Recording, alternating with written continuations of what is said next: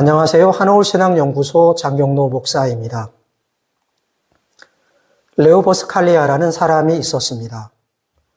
그는 미국 서던 캘리포니아 대학교에서 특수교육을 전공했습니다. 초등학교 교사로 일하다가 같은 대학교에서 교수가 되어 가르쳤습니다.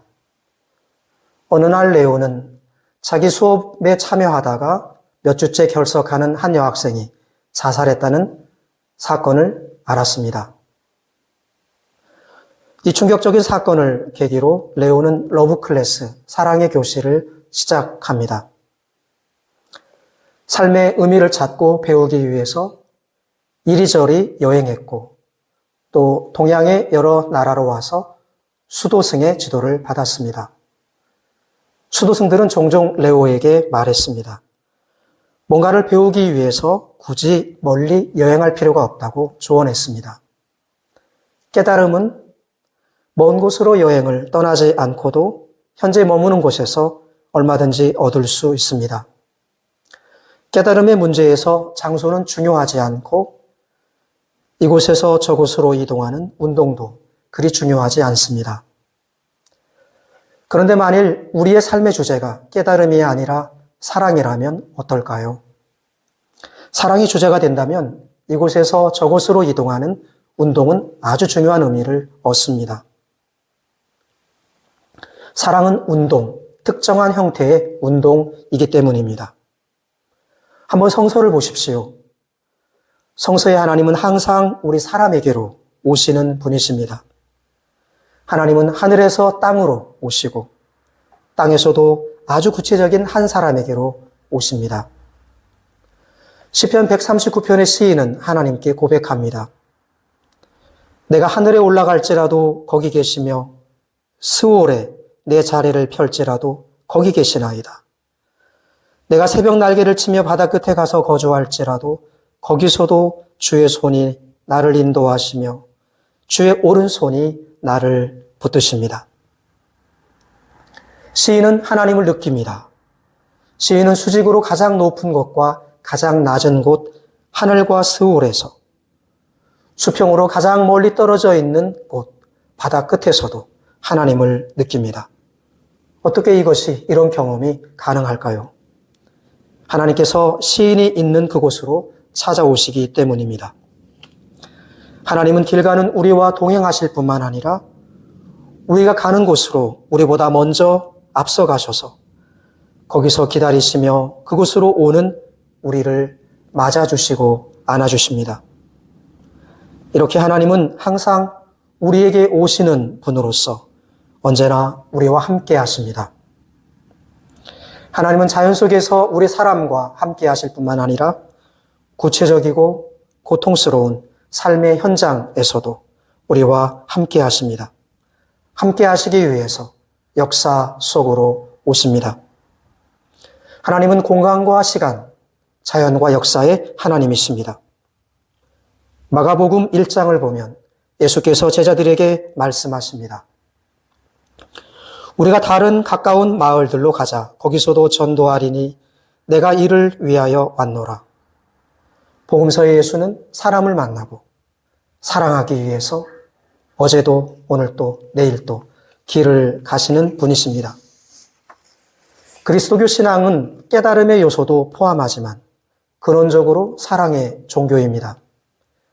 그리스도교의 1차적 메시지는 깨달으라가 아니고 사랑하라입니다. 하나님은 우리가 깨달아야 할 진리의 대상이기에 앞서 우리가 사랑해야 할 분이십니다. 그런데 이 사랑의 흐름은 사람이 아니라 하나님에게서 시작합니다. 사람의 사랑은 이 하나님의 사랑을 수용하는 데서 비로소 시작됩니다. 살아가면서 우리는 하나님을 사랑하라는 존재의 부름을 다양한 형태로 사방에서 듣습니다. 그런데 이 부름은 하나님께서 먼저 우리를 사랑하셨다는 사건을 전제하고 있습니다. 하나님을 사랑하라. 이 존재의 부름은 하나님께서 사람을 사랑하신 사건이 우리 안에 일으키는 메아리입니다. 성서의 복음은 하나님께서 사람을 사랑하셨으니 이제 사람도 하나님을 사랑하라고 말합니다. 우리가 어떻게 보이지 않는 하나님을 사랑할 수 있을까요? 오직 보이는 이웃을 사랑함으로써 하나님을 사랑할 수 있습니다. 사랑은 혼자서 할 수 없고 이웃과 같이 있을 때만 할 수 있습니다. 사람은 혼자서 하나님을 가질 수 없고 오직 이웃과 더불어서만 가질 수 있습니다. 엄밀하게 생각하면 그리스도인은 혼자서 예수의 영이 거주하는 성전이 될 수 없습니다. 예수께서 두세 사람이 내 이름으로 모인 그곳에 나도 함께 하겠다고 약속하시기 때문입니다. 우리는 혼자서 주님의 기도를 드릴 수 없습니다. 주의 기도는 하늘에 계신 우리 아버지여 라는 말로 시작합니다. 사람이 되고 그리스도인이 되기 위해서 우리에게는 너가 필요합니다. 너로서의 교회가, 이웃이, 세계가, 모든 생명체가, 우주가 필요합니다. 너가 나를 있게 하고 너가 나를 사람 되게 합니다. 사랑은 이웃과 특별하게 맺는 관계 방식입니다. 간단하게 말하면 사랑은 이웃에게 유익한 것은 하고 해로운 것은 하지 않는 것입니다.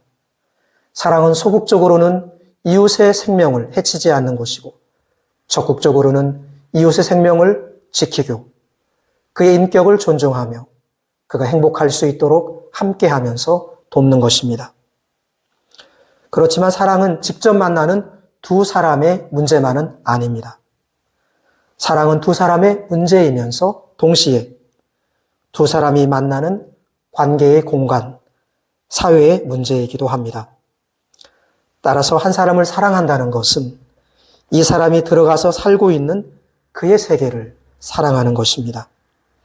사랑은 사람과 생명체가 살아가는 이 세계의 구조를 정의롭고 인간답게, 생명답고 평화롭게 만들어가는 노력이기도 합니다. 이처럼 사랑에는 인격적 성격만이 아니라 사회적 성격, 구조의 성격도 있습니다. 이 점을 생각할 때 불의한 사회와 국가 안에 살면서도 침묵하거나 중립을 지키겠다고 말하는 사람은 좋은 그리스도인이 될 수 없습니다. 불의 앞에서 중립은 지혜나 성숙의 표지가 아니고 게으름과 무책임의 표현입니다. 그리스도인은 하나님께서 창조의 선물로 주신 이성을 날카롭게 활용해서 무엇이 불의이고 정의인지를 판단한 후에 불의에는 저항하고 정의는 지지하고 키워가야 합니다. 이 정의의 토대 위에서만 하나님의 샬롬, 공존의 평화가 자랄 수 있습니다. 성서는 사랑이신 하나님께서 사람을 자기 형상으로 창조하셨다고 말합니다. 하나님께서 사랑이시라면 그의 형상으로 창조된 사람의 본질도 사랑입니다. 사람과 세계는 하나님의 자유와 사랑으로 창조되었고 하나님의 이 사랑과 자유에 동참하도록 부름받고 있습니다. 사랑은 아래로 향하고 옆으로 향하는 운동입니다. 하나님의 아들이 우리를 부유하게 하시고자 스스로 가난하게 되셔서 아래로 우리에게로 오시듯이 예수 그리스도께서 우리의 영원한 친구가 되시고자 우리 사이로 옆으로 오시듯이 그리스도의 사람인 우리도 이웃을 만나고 이미 하나님께 받은 것을 나누기 위해서 그 길을 걸어가야 합니다. 2025년 새해가 우리에게 열렸습니다. 늘 반복되는 공간과 시간이고 늘 같은 사람과 사건이지만 한 해가 새해가 되고 한 날이 새날이 될 수 있는 것은 만물을 새롭게 하시는 하나님께서 우리에게 오시기 때문입니다. 예수 그리스도 안에서 우리 사람에게 오시고 함께 하시는 하나님, 이 하나님께서 우리 각 사람과 사회와 인류와 우주에 새로운 일을 행하실 것입니다. 새해를 맞아서 나누고 또 준비하면서 기쁨과 생명의 길을 걷고자 다짐하는 여러분에게 주님의 평화를 빕니다. 감사합니다.